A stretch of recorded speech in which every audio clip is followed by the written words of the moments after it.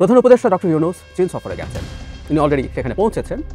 Hainan প্রভিন্সে আমি যদি ভুল না করে থাকি, সেখানে বোয়াও নামে একটা জায়গাতে, ওই শহরের নামে বোয়াও ফোরাম ফর এশিয়া এরকম একটা সংগঠনের সম্মেলনে তিনি বক্তৃতা করবেন। অ্যাপারেন্টলি সেটার জন্য তিনি সেখানে গেছেন এবং খুব অল্প করে যদি বলি 25টা এশিয়ান দেশ, তার সাথে অস্ট্রেলিয়া মিলে এই ফোরামটা তৈরি হচ্ছে, যেখানে গ্লোবাল বিভিন্ন এবং এশিয়ার সাথে খুবই গুরুত্বপূর্ণ ফিনান্সিয়াল, ক্লাইমেট এবং সিকিউরিটি ইস্যুতে আলাপ আলোচনা হয়। বিভিন্ন রকম গুরুত্বপূর্ণ মানুষজন সেখানে যান।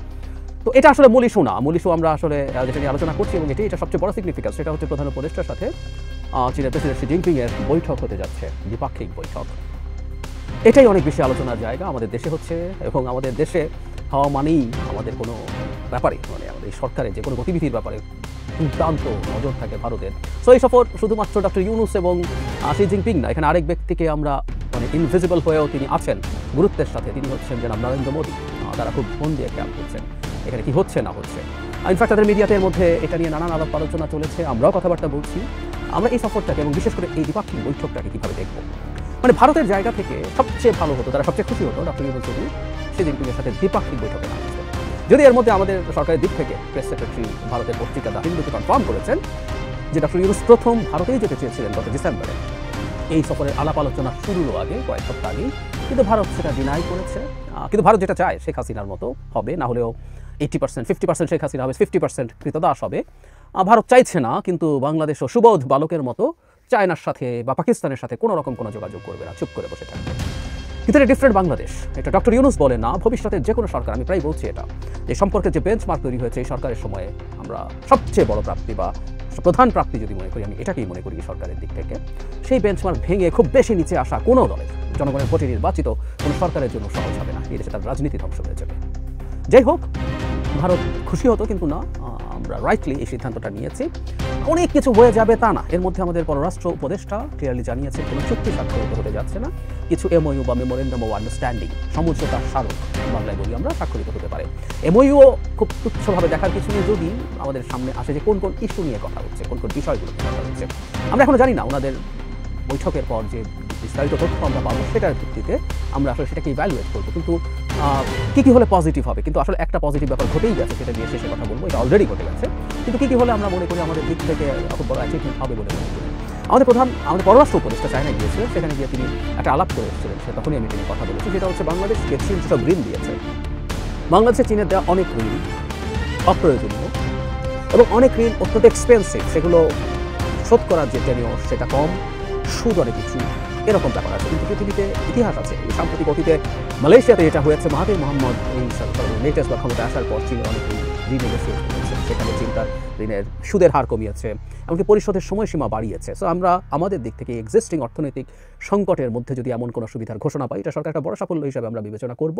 নট অনলি দ্যাট, চীন থেকে আমরা ইম্পোর্ট করি, বাংলাদেশ সবচেয়ে বেশি পণ্য আমদানি করে চীনের কাছ থেকে, দ্বিতীয় ভারত 13-14 বিলিয়ন ডলারের মতো, চীন 22 থেকে 25 বিলিয়ন ডলারের মতো, ইটস এ হিউজ অ্যামাউন্ট।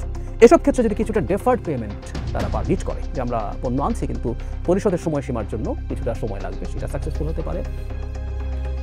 বিনিয়োগ, এফডিআই যদি আনা যায়, চীনের সরকার টু সরকার যেসব ঋণ আছে সেগুলোর বাইরে যদি চীনের বিনিয়োগকারীরা বাংলাদেশে বিনিয়োগ করেন, ডক্টর ইউনুস তার ভাষণে, জাতির উদ্দেশ্যে দুদিন আগে যে ভাষণ দিয়েছেন, সেখানে চীনের একটা সোলার পাওয়ার কোম্পানি, যেটা পৃথিবীর সবচেয়ে বড়, তারা বাংলাদেশে বিনিয়োগ করবে, এই ধরনের কথা বলেছেন। সো এরকম আরও কিছু বিনিয়োগ যদি আনা যায়, সেটা একটা বড় সাফল্য হিসেবে দেখব।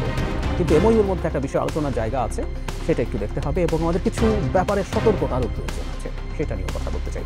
যে কথা বলছিলাম, একটা সাফল্য অলরেডি হয়ে গেছে, সেটা হচ্ছে চীনের সাথে চীনের প্রেসিডেন্টের সাথে এই বৈঠকটা। চীনের প্রেসিডেন্ট কিন্তু পৃথিবীর সবচেয়ে শক্তিশালী, সবচেয়ে পাওয়ারফুল বেশ কিছু থেকে নানান র্যাঙ্কিংয়ে তাকে বলা হয়।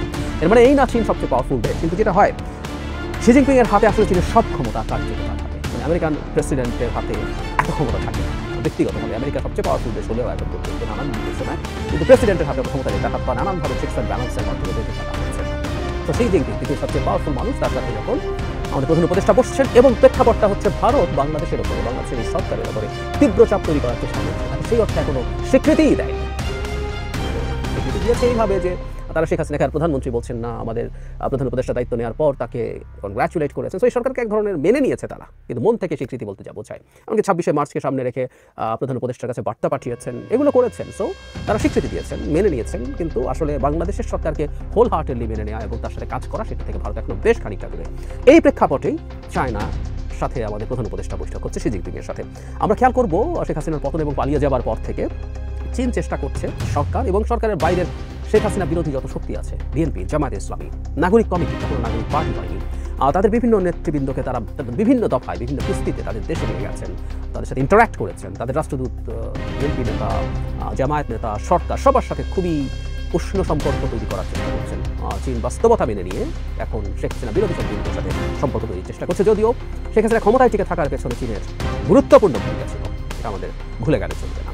তো ফলে এইখানে যখন চীন এই জায়গায় চলে যাচ্ছে, এটা ভারতের জন্য চাপ তৈরি করছে। বাংলাদেশ চীনের পক্ষে চলে গেল কিন্তু ভারতের মিডিয়াতে এই আলাপগুলোই খুব হচ্ছে, কতটা যায় কী যায়, এর মধ্যে বিশেষ করে কিছু স্ট্র্যাটেজিক প্রশ্ন, সিকিউরিটি প্রশ্ন অ্যাপারেন্টলি মনে হয় এগুলো সেরকম না, কিন্তু এর সাথে এগুলো জড়িত আছে। আমি তিস্তা প্রজেক্টের কথা বলছি, বললাম এমওইউর খুব শক্ত আইনি ভিত্তি নেই, কারণ এটা অ্যাগ্রিমেন্ট না, কিন্তু একটা এমওইউ হয় যে তিস্তা প্রজেক্টে বাংলাদেশ আবার চীনকে কাজ করতে দিতে চেয়েছে, বা মোংলা পোর্ট চীন পরিচালনা করতে চেয়েছে। আমি যদি নিউজ দেখেছিলাম এটা সিদ্ধান্ত অনুষ্ঠানে নিয়েছে বা অলরেডি দিয়ে ফেলেছে সেটা, বা একই রকমভাবে আর কি এমওইউ হয় সেটা আসলে আমাদের একটা দেখার ব্যাপার থাকে।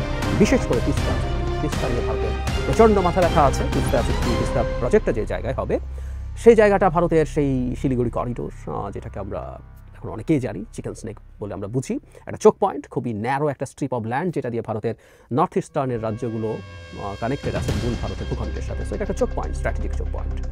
এখানে একটা প্রজেক্ট যদি হয় সেটাকে ভারত কীভাবে নেবে, এটা ভারতের জন্য খুবই বড় দুঃসংবাদ, শুধু না সেটা আমাদের জন্য কতটুকু চাপ হয়ে আসতে পারে সেটা মাথায় রাখতে হবে। আর আরেকটা ব্যাপার আমরা একটু মাথায় রাখবো, সেটা হচ্ছে আমেরিকার সাম্প্রতিক সময়ে চীনের প্রতি যে অ্যাটিটিউড দেখাচ্ছে, মানে এটা খুব নানানভাবে দেখার স্কোপ আছে। মানে অ্যাপারেন্টলি মনে হচ্ছে যেন ট্রাম্প চায়নার সাথে প্রচণ্ড কেওস তৈরি করতে চাইছেন, কিন্তু আমরা যদি খুব গভীরভাবে তলিয়ে দেখি ট্রাম্পের নেওয়া সব পদক্ষেপ, একবার সব পদক্ষেপ আদতে চায়নার পারপাস সার্ভ করছে, চায়নার গ্লোবাল সুপার পাওয়ার হয়ে যাওয়ার পরিস্থিতি আসলে তৈরি করে দিচ্ছে। সেই বিবেচনায় চীনের সাথে এক ধরনের যোগ সাজেশনেরও আলাপ আমরা করতেও পারি, এটা খুব অযৌক্তিক হবে না। যাই হোক, কিন্তু অ্যাপারেন্টলি চীনের সাথে জারি সম্পর্ক দেখা যাচ্ছে, সেই ক্ষেত্রে দেখা যাচ্ছে যে আমেরিকা খুবই রিটালিয়েট করার চেষ্টা করছে।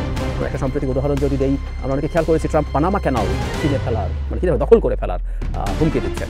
এর মধ্যে দুটো কারণ। একটা কারণ তিনি বলছেন যে আমেরিকান জাহাজের কাছ থেকে অনেক বেশি ট্যারিফ নেওয়া হয়, তো আরেকটা কারণ তিনি উল্লেখ করছেন যে এই ক্যানাল চাইনিজরা অপারেট করছে, চাইনিজ এখানে পাওয়ার করছে, সেই কারণে তিনি এটা দখল করে। সো চায়নার সাথে সম্পর্ক থাকা, চায়নার সাথে সম্পর্ক গ্রো করা, সেটা সমস্যা নেই, কিন্তু কোনো একটা রেড লাইন ক্রস করা, সেই রেড লাইনগুলো কি আমরা এখন পরিষ্কার নেই। কারণ হচ্ছে বাংলাদেশের জন্য রেড লাইন ট্রাম্প প্রশাসনের ক্ষেত্রে। সো খুব চায়নার সাথে খুব বেশি সম্পর্ক, বিশেষ করে স্ট্র্যাটেজিক এবং সিকিউরিটির সম্পর্ক যদি হয়, সেটা আমেরিকাকেও বিরক্ত করার সম্ভাবনা আছে। আমেরিকার বর্তমান প্রশাসনে আমরা অনেকবার কথা বলেছি, ভারতীয় বংশোদ্ভূত অথবা আমেরিকান মানুষ, কিন্তু হিন্দু ধর্ম গ্রহণকারী মানুষ, খুবই আরএসএস এবং বিজেপি মানুষ খুবই পাওয়ারফুল জায়গায় আছেন। সো তারা সরকারের উপরে চাপ তৈরি করার সক্ষমতা অর্জন করতে পারেন। সো এখানেও সরকারের একটু সতর্ক থাকা দরকার আছে বলে আমি মনে করি। কিন্তু আমি এটাও মোটামুটি নিশ্চিত যে এই ব্যাপারগুলো নিশ্চিতভাবে বিবেচনায় নিয়েছে সরকার, সেটাকে তারা মাথায় রাখবেন ভালোভাবে, কারণ তাদের এটা ভুলে যাওয়া চলবে না। বর্তমান ভারত সরকার, ভারতের সাথে আমেরিকা তার ট্যারিফ রিলেটেড যেসব জায়গা আছে সেসব জায়গায় কোনো ছাড় দিচ্ছে না ফর শিওর, কিন্তু অন্যান্য জায়গায় আসলে ভারতের সাথে একটা কোলাবোরেশন বাংলাদেশ প্রশ্নে হতেও পারে। কারণ বাংলাদেশকে নিয়ে যে ধরনের ডিসইনফরমেশন ভারত ছড়াচ্ছে, ডিসইনফরমেশন ছড়িয়ে দেওয়ার চেষ্টা করছে বিভিন্ন জায়গায়, সেটা আলটিমেটলি ট্র্যাকশন তৈরি করতে পারে। বিশেষ করে বাংলাদেশ চীনের সাথে অনেক বেশি দহরম মহরম করে আমেরিকার স্বার্থকে ক্ষতিগ্রস্ত করছে, এই ন্যারেটিভ প্রচার করার সুযোগ করতে পারে। আর আরেকটা জিনিস আমাদের মনে রাখা দরকার, সেটা হচ্ছে সাফল্যের কথা বলছিলাম, বিশেষ করে রোহিঙ্গা ইস্যুতে যদি চায়নার দিক থেকে খুব সিগনিফিক্যান্ট কোনো পদক্ষেপের ঘোষণা আমরা দেখতে পারি, সেটা খুবই পজিটিভ হবে। কারণ আমরা অনেকবার বলেছি বাংলাদেশের সাথে সীমান্তবর্তী যে দুটো প্রভিন্স আছে মিয়ানমারের, বিশেষ করে যেখানে সংকটটা সবচেয়ে বেশি এখন রাখাইন প্রভিন্স, সেখানে যে গ্রুপটা এখন ডিফ্যাক্টো কন্ট্রোলে আছে আরাকান আর্মি, তার উপরেও চায়নার খুবই গুরুত্বপূর্ণ প্রভাব আছে, আর তাদের কেন্দ্রীয় সরকার ক্ষতি তো আছে, সব কিছু মিলে সেটাও একটু দেখার ব্যাপার আছে। কিন্তু যে কথাটা বলেছিলাম যে অ্যাটলিস্ট একটা সাফল্যকে আমরা খুব বড় করে দেখবো, পিএমইউ হয়েছে, আমাদের মন মতো হয়েছে কি হয়নি তার থেকে জরুরি কথা, শি জিনপিং তার বাইল্যাটারাল একটা মিটিং আমাদের প্রধান উপদেষ্টার সাথে করার সাথে সাথে এটাও একটা খুব বড় ধরনের ইনভলভমেন্ট, এবং আমি মনে করি এটা একটা বড় চাপ হয়ে হাজির হবে ভারতের জন্য বাংলাদেশের সাথে তার সম্পর্ককে নর্মালাইজ করার ক্ষেত্রে। কারণ বর্তমান পৃথিবীতে অতি চাপ দিয়ে কাউকে একঘরে করে ফেলে খুব বেশি বেনিফিট হয়ে ওঠে না, এতে কার্যত নিজের ক্ষতি হয়ে যায়। এই ব্যাপারগুলো ভারতের বোঝা দরকার। আমি ছোটো একটা উদাহরণ দিই, আগে এটা নিয়ে কথা বলেছি, আমাদের অনেক রকম কিছু বন্ধ করে দিয়েছে তারা, তাদের ক্ষতি করে হলো। আমরা বাংলা যে প্রবচন করে নিজের নাক কেটে পরে যাত্রা ভঙ্গ করা, সেটা করার চেষ্টা করছেন। ওদের দোকান খালি পড়ে আছে, ব্যবসা পরিবর্তন করে ফেলবেন এরকম রিপোর্ট দেখছি, কারণ তাদের কাস্টমার নেই। চিকিৎসার ক্ষেত্রে আমাদের অনেক রোগীর দুর্ভোগের বিনিময়ে তারা আমাদের ঝামেলা করার চেষ্টা করছে, কিন্তু চায় না। তারা অল্টারনেটিভ সে কুনমিংয়ে ডেডিকেটেড হসপিটাল করার কথা বলছেন বাংলাদেশিদের জন্য, বা বাংলাদেশে এসে তারা হসপিটাল তৈরি করবেন, তাদের পরিচালনায় চলবে, এরকম নানান রকম অল্টারনেটিভ তৈরি হচ্ছে। সেগুলো হচ্ছে। সুতরাং ভারতের এই বাস্তবতা বুঝে চীনের সাথে বাংলাদেশের অনেক বেশি এনগেজমেন্ট হচ্ছে। নট অনলি চায়না, আমি প্রসঙ্গে বলে রাখি পাকিস্তানের সাথেও এনগেজমেন্ট বাড়ছে। সব কিছু মিলে ভারতের উপরে চাপ তৈরি হচ্ছে এবং ভারত বাংলাদেশের সাথে তার সম্পর্ককে নর্মালাইজ করে। এবং কোন বাংলাদেশের সাথে? একটা স্বাধীন সার্বভৌম বাংলাদেশ। একটা স্বাধীন সার্বভৌম বাংলাদেশের প্রধান যিনি শের দাঁড়া সোজা করে মাথা উঁচু করে চোখে চোখ রেখে কথা বলে, তার সাথেও সম্পর্ককে ঠিক জায়গায় একটা মোটামুটি ওয়ার্কিং রিলেশনের জায়গায় নিয়ে যাওয়ার ক্ষেত্রে ভারত নিজেই চাপ করছে। শেষ করছি, আগেও বহুবার বলেছি, ভারত যে কথাটা বলতো ভারতের নিজের সেটা মোছা উচিত। যখন আমেরিকা শেখ হাসিনা সরকারকে খুব রিপিটেডলি তীব্র চাপ প্রয়োগ করছিল একটা অবাধ সুষ্ঠু নির্বাচনের জন্য, তখন ভারতের থিঙ্ক ট্যাঙ্কের কথা বলতে আমরা প্রচুর দেখেছি যে এটা করার মাধ্যমে কার্যত শেখ হাসিনাকে চায়নার দিকে ফেলে দেওয়া হচ্ছে অনেক বেশি চাপ দিতে। সেই কথাটা এখন ভারতকেই আমি বলি, তাদের চাপই আসলে আলটিমেটলি অনেক বেশি চীনের দিকে চলে দিচ্ছে। সেই চায়না সফরের ফলে ভারত এটা রিয়েলাইজেশন আসার সম্ভাবনা তৈরি করেছে, যদিও তাদের সাম্প্রতিক গতিবিধি অ্যাটিটিউড দেখে মনে হয় না